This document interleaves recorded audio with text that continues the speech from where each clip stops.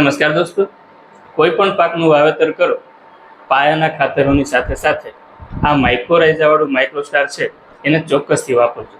એટલા માટે કે આ માઇક્રોસ્ટાર વાપરશો તો પહેલો ચોખ્ખો ફાયદો તો એ થશે કે તમે જે રાસાયણિક ખાતરો વાપરવાના છો એને ભલામણ થયેલા ડોઝ કરતાં 30% જેટલા ઓછા વાપરશો તોય ચાલી જશે.